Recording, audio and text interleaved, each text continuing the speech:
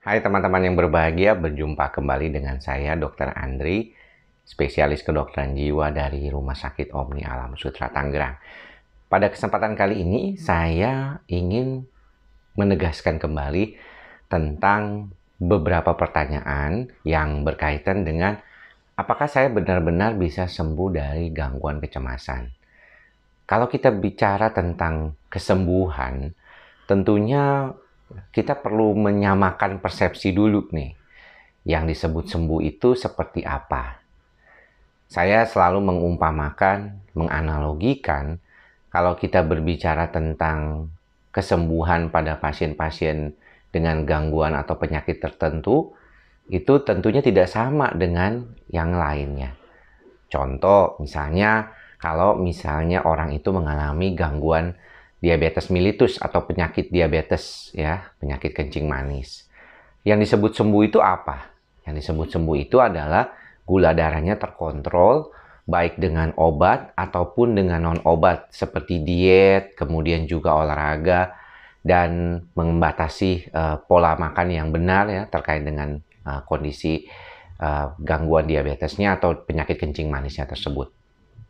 Kalau hipertensi itu harus makan obat ya, karena kita tahu ketika orang itu sudah meningkat tensinya, maka biasanya orang itu punya kecenderungan untuk meningkat terus gitu ya.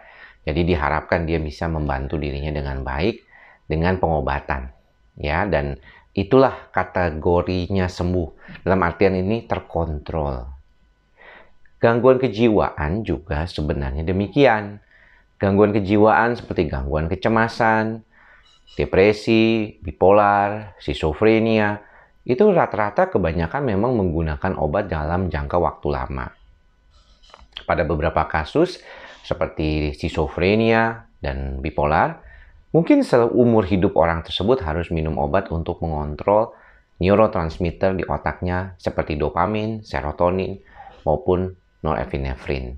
Sedangkan untuk depresi pada beberapa kasus memang bisa lepas obat karena menggunakan terapi, misalnya psikoterapi yang benar-benar dijalankan dengan baik ya, bukan cuma konseling datang ke dokter cuma sekali sebulan atau 3 bulan 4 bulan sekali, tapi benar-benar mengikuti program psikoterapi oleh beberapa psikolog maupun psikiater yang melakukannya.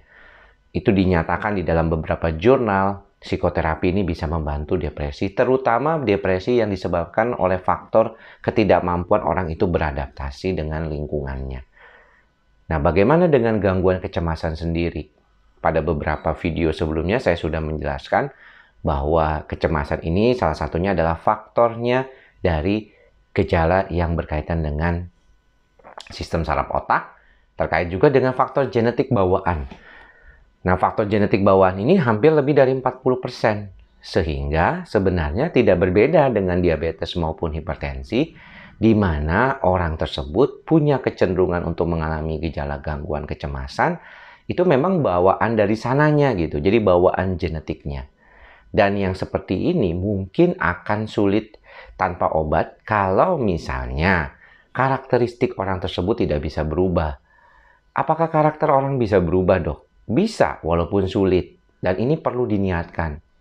Jadi kalau teman-teman itu fokusnya hanya pada pengobatan saja, tetapi lupa dengan mengatasi kondisi gangguan kecemasan dengan cara-cara non-obatnya, maka susah sekali. Nah, sulitnya ternyata pengalaman saya 12 tahun menangani kasus-kasus gangguan cemas psikosomatik, yang paling sulit itu adalah meminta pasien untuk belajar mengubah kepribadiannya. Orang-orang yang cemas kita tahu ya, tipikalnya itu persisten, konsisten, perfeksionis, mau menang sendiri, egois ya seringkali. Mungkin dia tidak terlalu menyadarinya, tapi orang lain ngerti kok bahwa dia ini orangnya sebenarnya kalau ada maunya itu langsung kepengen aja, terus selalu nggak bisa tenang, nggak bisa mikirin sesuatu yang baik, selalu pikirnya negatif. Ya, mengapa dok bisa demikian? Memang itu bawaan. Kalau Bapak Ibu tahu, teman-teman perhatiin dengan diri Bapak Ibu, mungkin sebelum mengalami gangguan kecemasan yang berdampak kepada gejala panik maupun psikosomatik, Bapak Ibu memang sudah orangnya seperti itu.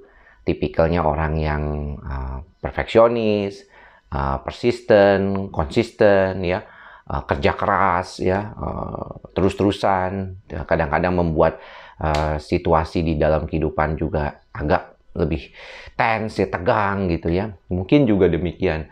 Dan pekerjaan belum tentu juga selalu nyaman buat kita. Kadang-kadang seperti saya aja kalau misalnya mau bekerja dengan kerja keras yang luar biasa, ya saya terima pasien bisa mungkin sampai sehari 30 sampai 40 pasien. Tapi kan saya punya keterbatasan dan saya tahu ketika saya melebihi batasan itu saya bisa sakit nanti lama-lama. Akan mengalami burnout ataupun kelelahan mental. Nah, saya tidak mau demikian, maka saya batasi. Pasien saya batasi, kemudian juga memang saya tidak membantu pasien dengan psikoterapi karena nggak ada waktu ya. Karena kalau psikoterapi itu kan harus 45 menit sampai 1 jam. Sedangkan saya punya waktu paling lama dengan pasien 20 menit. Jadi itulah pembatasan-pembatasan. Kemudian saya juga, sebenarnya dokter zaman dulu itu nggak pernah ada WA kan, nggak punya WA, nggak punya media sosial gitu. Nah, saya memang membatasi membaca WA.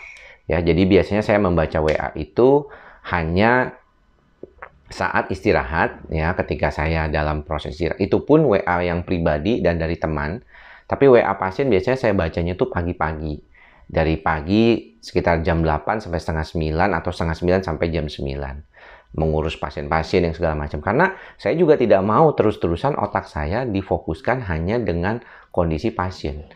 Kalau dibilang itu memang tanggung jawab, tetap dokter punya tanggung jawab juga terhadap dirinya, yaitu menjaga dirinya dengan baik. Nah, Bapak Ibu juga punya tanggung jawab untuk menjaga diri Bapak Ibu baik secara fisik maupun mental dengan baik. Nah, kembali ke pertanyaan awal bahwa bagaimana kalau misalnya berobat itu bisa sembuh, dok? Sebenarnya kalau untuk gangguan kecemasan bisa saja. Tanpa obat bisa banget, apalagi gangguan kecemasan. Sangat mungkin gangguan kecemasan itu tidak menggunakan obat. Ya, namun yang perlu diperhatikan adalah apakah cara-cara non-obatnya juga Bapak Ibu lakukan. Karena kalau misalnya Bapak Ibu tidak lakukan nih cara-cara non-obatnya, ya nggak bisa. Karena kan setiap hari itu otak kita tuh ketemu sama sesuatu yang bisa bikin kita tuh jadi mikir. Bikin kita itu jadi menganalisis. Jadi istilahnya tuh otak kita tuh nggak pernah berhenti bekerja. Anda bilang tidur itu otak Anda berhenti bekerja. Tidak. Pada saat tidur itu otak kita malah menggather atau mengumpulkan semua informasi yang telah didapatkan tadi pagi. Sehingga saat tidur itu kadang-kadang lebih banyak mimpi ya, kalau orang cemas, banyak kebangun-kebangun karena dia nggak tenang tuh tidurnya.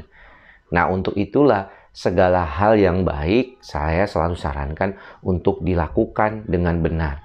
Karena fokus utama kita adalah bagaimana menciptakan sistem saraf pusat kita menjadi lebih baik.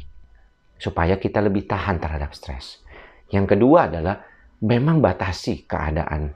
Batasi kondisi-kondisi yang bisa membuat kita tuh jadi stres. Ada kesulitan, yakin saya, pasti. Ya, tidak semua, karena kita semua juga punya tanggung jawab masing-masing. Ada keluarga, ada anak, ada orang tua, ada hal-hal di dalam kehidupan kita. Nah, kalau demikian, maka upayakanlah sesederhana mungkin. Ya, banyak hal-hal yang sudah saya contohkan. Saya praktek misalnya cuma satu tempat, saya membatasi pasien, saya membatasi waktu dengan media sosial ya. Hanya membuat YouTube saja di pagi hari ini seperti ini, saya ingin memberikan edukasi buat Bapak Ibu. Jadi kita harus tetapkan ya bahwa mungkin saja sembuh dari gangguan kecemasan, tapi Bapak Ibu juga harus ada usaha yang bisa Bapak Ibu lakukan untuk membuat Bapak Ibu lebih nyaman dan tetap bisa membantu diri Bapak Ibu. Tinggalkanlah karakter-karakter lama yang tidak baik, sifat-sifat lama yang tidak benar, ataupun membuat kita jadi cemas. Sadarilah itu dengan baik, dan jadilah manusia yang baik. Belajarlah menjadi manusia yang baik ke depannya. Demikian apa yang bisa saya sampaikan pada kesempatan kali ini. Semoga kita semua berbahagia, semoga semua makhluk berbahagia. Sampai bertemu lagi di lain kesempatan. Salam sehat jiwa. Bye-bye.